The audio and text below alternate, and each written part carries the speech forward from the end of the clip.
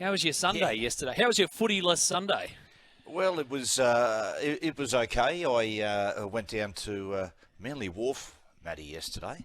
There was quite a bit of action down there yesterday, and had a few beers, had a bit of pizza.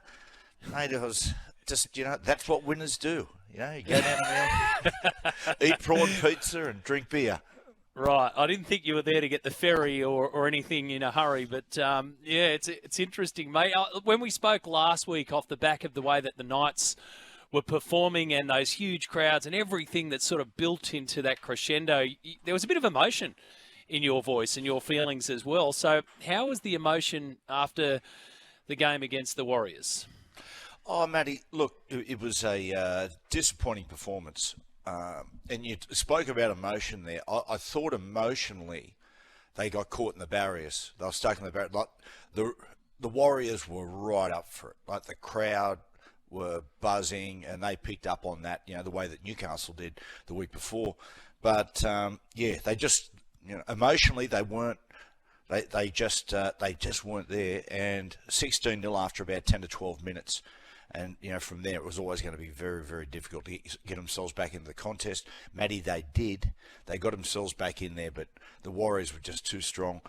Shaun Johnson, man, isn't he having some sort of season? He was masterful. And, Matty, in that game, I think really typified his season in the fact that it wasn't I don't look at one piece of play that Johnson did, or, a passage or anything like that. It was, and look and go, oh, wow, look at, that's a highlight reel moment. It was just consistency. Led him around the park, kick smart, and you see the difference he made to the Warriors, the confidence that they play with compared to the week before without him. At this stage of Shaun Johnson's career, Matty, if you're Andrew Webster, you're not going to be able to teach him any more about strategic play, about kicking, about running, anything, are you? It's all there in front of him, and there's so much history. Is it more a case of the happy footballer who's got that experience and has been there and done it? The happy footballer is probably the best footballer you can have as a coach. Well, look, and Matty, Andrew Webster would be treating him like a co-coach. The same way as Kevin Walters would be treating Adam Reynolds, is that, mate, they've got all this experience, all this know-how, and they're the guys that are going to take the game plan onto the field. And so, players like Shaun Johnson, if you're a coach, you don't treat them like the rest of your players. Like, they sit alongside you in running this football side, and that's what Andrew Webster's been able to do. And you're right, Matty. When you're happy and life's going good and form's good, you got a little bit of momentum and confidence going, it makes a huge difference. It's an easy one to take a look at that match and take a look, zero in on the performance of Shaun Johnson. Who else jumped out at you from the Warriors in particular? The way that Chance Nickel-Klokstad goes to the line, some of his touches were sublime. And, of course, Dallin Watini-Lesniak. Talk about a happy footballer, mate. The guy's scoring tries for fun. Yeah, Dallin, it was really funny. When he came through the grades of Penrith, I had a lot of people, like Mark Guy, who worked, saying, you watch this kid go, seen him play, and he did. He had a real big impact initially, and then he dropped away, and they allowed him, they didn't keep him. He went to the Bulldogs, and, he showed little bits and pieces there, but this year he's been unbelievable, Matty. Just, he's been the best winger in the competition. Dom Young has been brilliant. I'd say he just edges out Dom Young in the winger in the year in his performances. Aden Fanua-Blake was unbelievable. Matty, at no time in rugby league history, well, I should go back, but in my time in rugby league, have I seen such incredible middle forwards. Guys, Haas and Carrigan, but Fanua-Blake, his late footwork, his work rate, it's just incredible. What a player.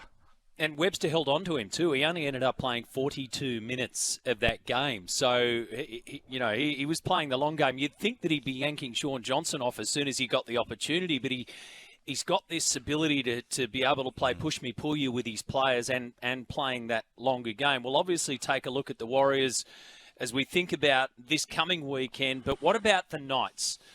Matty, what do the Knights take away from season 2023? Because it was an inch away from going off the rails?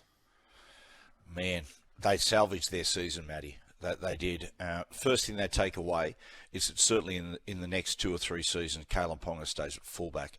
That was an experiment which nearly cost them their season, an experiment which nearly cost Adam O'Brien his job.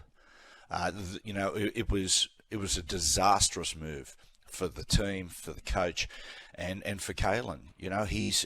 Let's not forget that third of the way into the season, people were going, Kalen Ponga, his career, it's at the crossroads. Can he afford another HIA or a knockout? But yeah, that's the first thing they take away, and just the importance that Kalen is to the side. He's the highest paid player in the competition, certainly as far as salary cap percentages, but he's worth it, Matty. Like I said before, the difference Johnson made to the Warriors, it's the same with Kalen. The other thing they'll take out of their season, Matty, is that, watching them, my concern in that game, or my concern in the finals, is there's not a lot of guys in that side that have played a lot of big games. And I just thought, we were lucky against the Canberra Raiders. Could have easily he dropped that one. That was really touch and go. And then we got rolled over by the Warriors over there. And just the finals experience will do a lot of those players good. But you look at the Knights, Matty, and the last couple of times that Adam has taken the Knights to the finals, we got through the first week, but we got pounded in the second week, and that has been the tail of the tape for the Knights once they've got to the finals. So they've got some things to address of how they play their big games and those finals games. So many storylines out of 2023 for the Newcastle Knights. It's hard to know where to even start. There's the O'Brien story. There's the way that they got themselves back on. I mean, Kalen, as you mentioned, out of Origin, back to number one, the trip to Canada. I mean, the thread lines just continue to go through, not to mention the crowds that they had. So season 2023 for the Newcastle Knights was a damn good one, and the way that they finished, and they'll go into 24 with some pep in their step. Storm defeat the Roosters 18-13 on Friday night at Amy Park, so the Storm keep on going. Do you reckon that match was a reflection of those two teams and their season up until that point? I reckon it was, Matty. It wasn't it was just a grafting game. When I sat down, I sit down with a notepad in front of me and I watch the football because of all the the different things like the show here and whatnot, and just take some notes. And I must say, I didn't have a lot of notes written down in that game. It was just a grinding backwards and forwards affair. Got onto the Roosters, nearly pinched it. Melbourne, again, Matty, we've stated this last month, they look tired. Their key players look tired. Harry Grant, particular, he looks fatigued. They're bringing him off the bench. It'll be interesting if they do that this week. You've got to be so careful against Penrith. Penrith can blow you away in the first 20 minutes. I sort of think Harry has to be out there and has to start the game. But, look, Munster was, Matty, it wasn't five-star Munster. He was busy, which was important. Interesting to see if Jerome Hughes can come back. He's vital for this week. So like the story with the Knights, what do the Roosters take out of 2023? I mean, man, oh man. You know what I think of the Roosters? I just continually think that almost every Monday morning Trent Robinson got in there and dragged them off the canvas and put them back into the fight. Matty, they've got some things that they need to address about their football, particularly their attack. Their attack got them into a lot of trouble this year. For whatever reason, Matty, they find it very hard to simplify their attack. And I think it's because they've got talented ball players on the inside and big talented outside backs, which naturally you'll start to push the ball east-west a little bit. But they lacked upward punch. They only found that the back end of the year when Brandon Smith started to find his best form. So the Roosters, they've got to go away, and I think that they've got to reinvent themselves to a certain extent. Have you got a best performer from the weekend's two games for BizCover? Choose bizcover.com.au. Oh, I'll go Chance, Nickel Clockstar. I thought he was brilliant. He's been a great pickup for the Warriors. I thought he was really good. He was everywhere. He buzzed around, floated in and around Sean Johnson's inside and outside shoulders. He was terrific.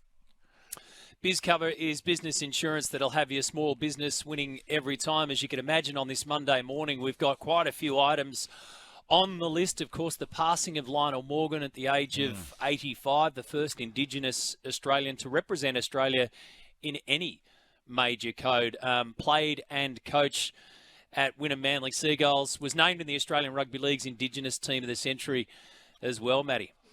Yeah, gentlemen, just what a champion. And like you said, the first Indigenous man to represent Australia in any sport, any code. And you think about Lionel in the 1960s Australia, when he was coming through late 50s into the 60s, the challenges that he would have faced as an Indigenous man, and what he achieved, universal respect right across the code, right across the country, and a huge loss. Was an incredible player, was a really respected coach. His players loved him. Enormous loss.